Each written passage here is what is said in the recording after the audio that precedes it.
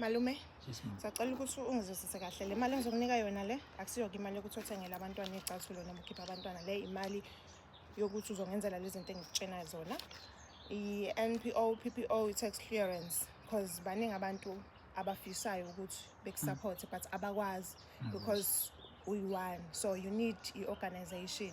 Nansi-ke le mali le imali engango-10,000. Ngiyacabanga ukuthi izonela kulezi engibalile okumele ukuthi uzenze. Angikunikike ngale mali ukuthi mhlawumbe ngiyakubribe or something noma ngifuna ukukusebenzisa but ngikunikela ukuthi wenze lezi zinto lezi because angazi malume but nje ngiyacela nkosami please sacela ukwenze sacela ukuzenza lezi yazi ukuthi zibalekile kanjani lezi zinto baningi kakhulu abantu abadinga ukukusiza but abakwazi please Ngiyabonga kakhulu angazi ngathi no ngizokwenza njengoba usho vele kade wasanami ngifisa ukuthi ngiyenze organization ukuthi isho imali ngidama nabantu engibatholayo ukuthi bazongenzela lokube bengisale nale but nje ngiyabonga kakhulu ofethu umphathi kodwa mphathi waye kodwa ungafuni ukuthi ngisho kubantu ukuthi ubani ngisiza angikwazi ukusho into nje ibalekile ukuthi ngikunikele imali uhambe uyokwenza lezi zinto yazi izinto ibaleke kanjani.